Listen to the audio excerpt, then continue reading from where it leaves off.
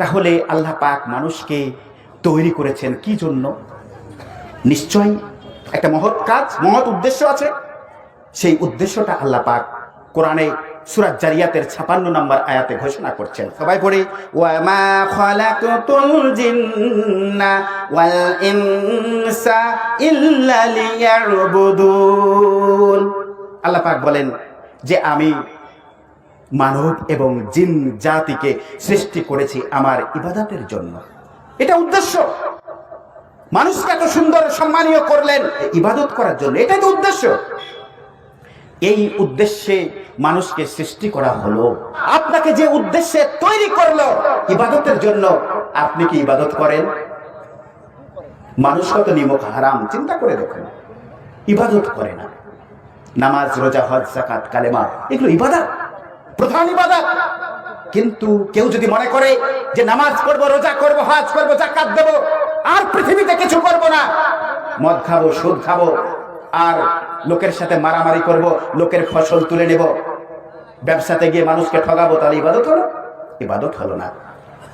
এই সূরা জারিয়াতের 56 নম্বর আয়াতের ব্যাখ্যা করতে গিয়ে পৃথিবীর সুবিখ্যাত একজন তাফসীর কারক তিনি বলছেন যে each and every activity of our life can be ibadat if it is done in accordance to the order of Allah and of his prophet Muhammad sallallahu alaihi wasallam.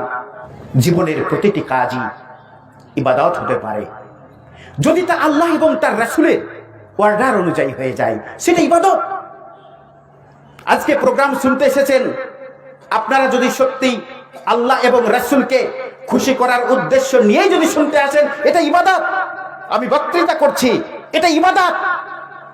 যারা ব্যবসা বাণিজ্য করে তারা যদি ভাবে যে আল্লাহ রসুল যেভাবে ব্যবসা করতে বলেছে, এই নিয়তকে যদি সামনে রেখে ব্যবসা করে, সেটা ইবাদত। মাঠে ফসল ফলান, আপনি কারো ক্ষতি করেন না, ওটাও ইবাদত হতে পারে। ইবাদত একটা বৃহৎ জিনিস। কিন্তু আজকের মুসলমান শুধু ইবাদতকে মসজিদের মধ্যে সীমাবদ্ধ করে রেখে দিয়েছে। আর এজন্যই আজকে দেখবেন যে বহু মানুষ নামাজ পড়ে কপালে ঘটা ফেলিয়ে দিয়েছে, কিন্তু মাঠে গিয়ে পরের ভুঁইয়ের ফসল তুলে আনে।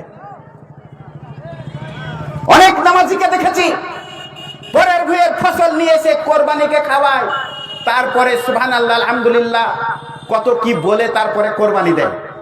এরকম মুসল্লিও আছে। এর জন্য যে ইবাদত জিনিসটা কি বুঝতে পারেনি মানুষ, ইসলামের মূল স্পিরিটটা মানুষ বুঝতে পারেনি বলেই আজকে দেখা যায় যে নামাজ পড়েও চুরি করে, নামাজ পড়েও অশ্লীলতার সঙ্গে যুক্ত হয়। কারণটা তারা বুঝতে পারেনি। প্যারে হাজিরিন, আপনাদেরকে বলতে চাই, তাহলে মানুষকে আল্লাহ পাক তৈরি করেছেন ইবাদতের জন্য। আমরা কি ইবাদত করব? ইনশাআল্লাহ আমার ভালো যদি ব্যবহার হয় ওটা ইবাদত হতে পারে। আমার যদি সাইকেল চালানো, গাড়ি চালানো যদি ভালো হয়, আল্লাহ রসুলকে স্মরণ করে যে না ভদ্রভাবে গাড়ি চালাবো, সামনে লোক আছে, যদি আমি জোরে চালাই তার মুখে ধুলো লাগতে পারে, পানি জমে আছে, ছাত্ররা স্কুলে যায়, যদি আমি গাড়ি চালাই পানি ছিটে তার পোশাক নোংরা হয়ে যেতে পারে, আল্লাহ রসুল তো এগুলো পছন্দ করেননি, এরকম যদি নিয়াত হয় এগুলোই ইবাদত হবে। পৃথিবীতে কেউ বাঁচতে আসেনি চিরকাল, তাদেরকে পৃথিবী থেকে বিদায় নিতে হবে। আল্লাহ পাক বলছেন সূরা আনকাবুত 57 নম্বর আয়াত, প্রত্যেক মানুষকে মৃত্যুর স্বাদ গ্রহণ করতে হবে, অতঃপর তোমরা আমারই নিকট ফিরে আসবে। যে এই যে প্রাণটা মানুষের দেহ থেকে বেরিয়ে যায়, এটা আসলে কি? আল্লাহ রসুল সাল্লাল্লাহু আলাইহি সাল্লামকে মুশরিকরা জিজ্ঞেস করছেন যে ইয়া রাসূলুল্লাহ, আত্মাটা কি জিনিস? আয়াত নাজিল হচ্ছে, আল্লাহ রসুল বলছেন আত্মা হচ্ছে একটা আদেশ মাত্র, আল্লাহর আদেশ।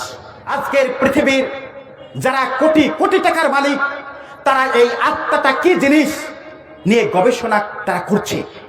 অবাক হয়ে যাবেন, জার্মানের একজন চিকিৎসক ডক্টর ব্যারন ভন, তিনি প্রাণীদেরকে নিয়ে গবেষণা করেছেন। তিনি লক্ষ্য করছেন যে প্রাণীদের দেহ থেকে একটা জিনিস বেরিয়ে যায়, আলোর আভা। এই আলোর আভাটা যখন বেরিয়ে যায় তখন মানুষ মারা যায়, অন্যান্য প্রাণী মারা যায়, এমনকি উদ্ভিদ মারা যায়। উদ্ভিদেরও প্রাণ আছে, উদ্ভিদ কান্না করে। এর জন্য আল্লাহ রাসূল বলেছেন, বিনা প্রয়োজনে তোমরা উদ্ভিদ কেটো না, উদ্ভিদের তোমরা ক্ষতি করো না। বুখারীর হাদিস। উদ্ভিদে কান্না করে, কিন্তু সেই কান্নার আওয়াজটা আমরা শুনতে পাই না। যেমন কবরের আওয়াজ আমরা শুনতে পাই না, কিন্তু কবরের আযাব তো হয় নাকি? কবরের আযাব হয়, এটা বেশক সত্য। লন্ডনে সেন্ট টমাস হাসপাতালের একজন চিকিৎসক ওয়াল্টার কিলনার, তিনি মানুষের শরীরের আত্মাটা কি জিনিস এটা নিয়ে গবেষণা করার জন্য তিনি একটা কাচের বিরাট বাক্স তৈরি করলেন। যে মানুষটা মৃত, প্রায় মৃত্যুর কাছাকাছি চলে গিয়েছে, তাকে ওই বাক্সের ভিতরে ঢুকিয়ে দেওয়া হলো। ঢুকিয়ে দেওয়ার পরে যখন ওই আপনার উন্নত গ্লাসের সাহায্যে লাশের দিকে, ওই মানুষটার দিকে যখন তাকাচ্ছেন ডাক্তার, তখন দেখতে পাচ্ছেন যে তার শরীরের ভেতরে, আপনার জানেন তো নাকি যে আপনার এখানে কি আছে, মেশিন দিয়ে গোটা শরীর দেখা যায়। কারো যদি বুকের হাড় ভেঙে যায় তাহলে ডাক্তাররা কি করে? মেশিন দিয়ে ছবি তুলে না, দেখে নেয় যে এই জায়গাটা কোন জায়গাটা ভেঙেছে, কি পরিমাণ ভেঙেছে। ওয়াল্টার কিলনার যখন আপনার উন্নত গ্লাস দিয়ে ওটা পরীক্ষা নিরীক্ষা করছেন, তখন তিনি দেখছেন যে মানুষের শরীরের ভেতরে 8 সেন্টিমিটার বিশিষ্ট একটি জায়গা জুড়ে আপনার মেঘের মতো ভেসে বেড়াচ্ছে। মেঘগুলো যেমন ভেসে বেড়ায়, ঠিক 8 সেন্টিমিটার বিশিষ্ট এলাকা জুড়ে একটি মেঘের আভা ভেসে বেড়াচ্ছে। লক্ষ্য করছেন, এবং তিনি লক্ষ্য করছেন ওই ব্যক্তিটার দিকে যে কখন তার মৃত্যু হয়। ঠিক সে সময় দেখা গেল যে মৃত্যু হয়ে গেল লোকটির। মৃত্যু হওয়ার সঙ্গে সঙ্গে পশ্চিম দিকের কাঁচটি ফেটে গেল।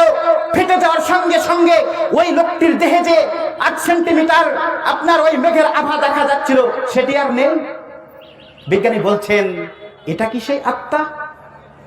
এটা যতক্ষণ ছিল ততক্ষণ জীবিত ছিল। প্যারে হাজিরিন, আমরা কোরআন থেকে জানতে পারি এটা হচ্ছে আল্লাহর আদেশ মাত্র, তার বেশি কিছু নয়। কিন্তু বিজ্ঞানীদের এই গবেষণার অন্ত নেই। তারা চেষ্টা করছেন এটা কি, গোটা পৃথিবী তোলপাড় হয়ে গিয়েছে এই গবেষণা নিয়ে। তারা বলছেন যে এটাকে কিভাবে আটকানো যায়, কিন্তু আটকানো কি যাবে?